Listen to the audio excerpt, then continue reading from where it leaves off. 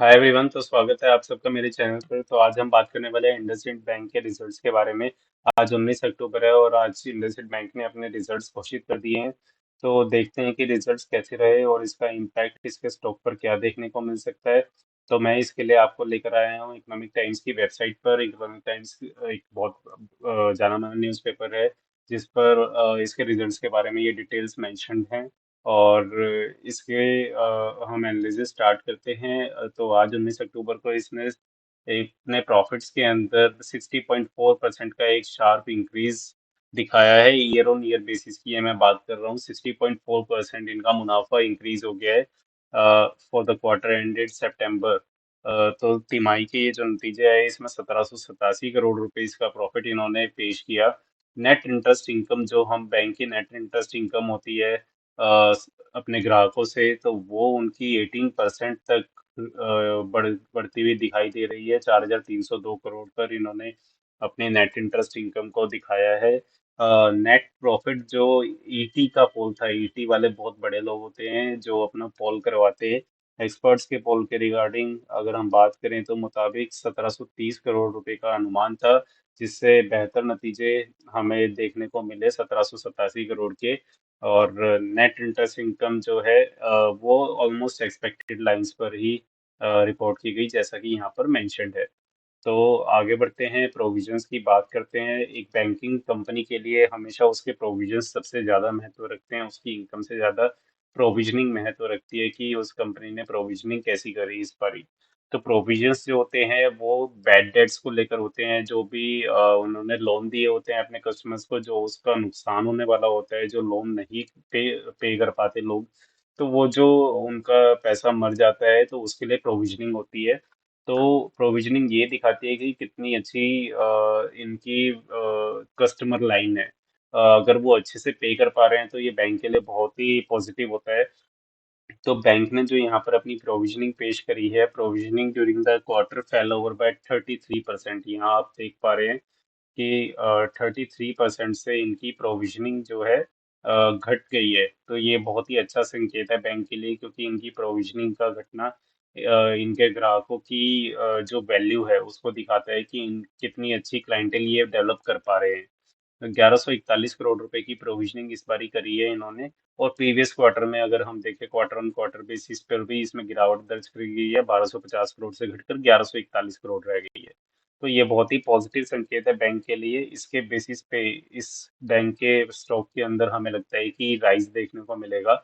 और देखा जाए, अगर इसी असेट क्वालिटी की भी बात कर लें, तो असेट क्वालिटी भी यहाँ पर बढ़ती हुई दिखी है, बहुत ही अच्छी होती हुई दिखी है।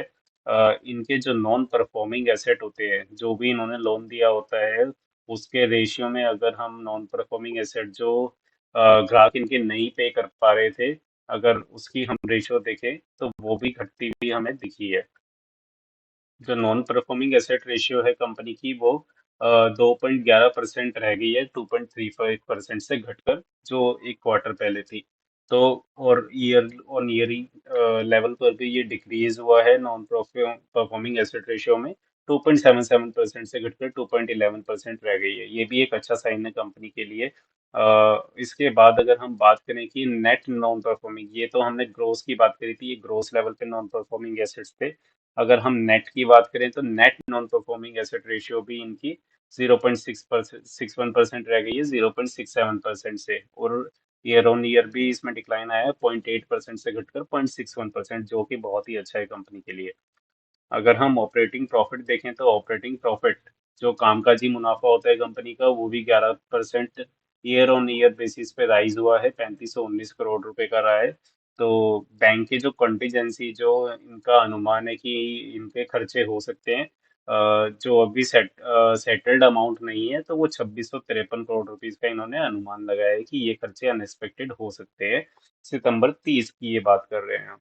तो कंपनी के यहाँ पर हमें रिजल्ट्स तो बहुत ही अच्छे दिखाई दे रहे हैं। तो देख लेते हैं एक बारी कंपनी का चार्ट भी, कि कंपनी का चार्ट क्या कहता है। कंपनी की चार्ट की बात करें तो ये मैंने आपके सामने 1 ईयर का कंपनी का चार्ट लगाया है। यहाँ पर ये जो ब्लू लाइन मैं आपको शो कर रहा हूँ, ये blue line 20 days moving average है कंपनी के शेयर्स के प्राइस का। और ये ऑरेंज लाइन जो आपको दिख रही है, ये orange line 50 days moving average है कंपनी के स्टॉक के प्राइस का। यहाँ पर ये डी है जो ये डिविडेंड है जो इन्होंने अगस्त के महीने के अराउंड, जुलाई अगस्त के महीने के अराउंड पे किया था। 52 वीक लो की बात करूं मैं आपसे, तो 763 रुपये का लो जो है कंपनी ने बनाया था, कंपनी के शेयर ने बनाया था। और ये जुलाई 2022 के अराउंड इन्होंने बनाया था, आज से करीब करीब 3-4 महीने पहले। और उसके बाद से कॉन्टिन्यूस राइज इस शेयर में देखने को मिल रहा है हमें। अगर हम देखें इसकी स्ट्रेंथ को, तो यहाँ से हम इस लाइन से पता लगा सकते हैं कि ये कॉन्टिन्यूस पॉजिटिव ट्रेंड यहाँ पर मेंटेन कर रहा है इसका शेयर प्राइस। अगर 20 डेज मूविंग एवरेज की बात करें तो 20 डेज मूविंग एवरेज आता है निकल कर 1188 रुपये का। करंट मार्केट का भाव जो है 1218 रुपये का है।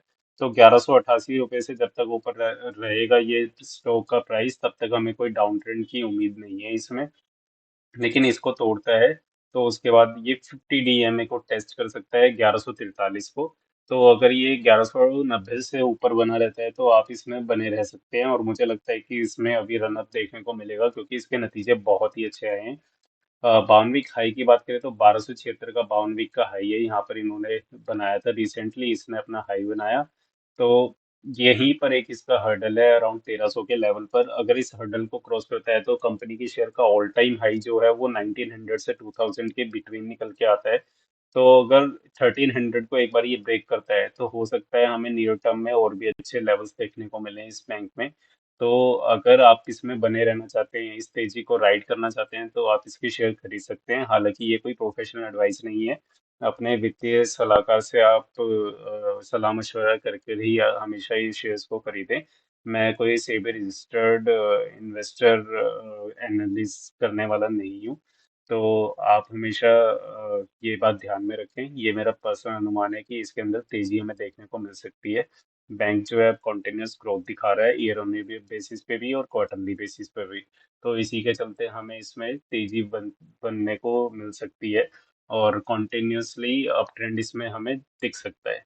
Thank you. अगर आपको ये वीडियो पसंद आई हो तो प्लीज़ लाइक करें और इस मेरे चैनल को सब्सक्राइब करें डेली ऐसी वीडियोस के लिए।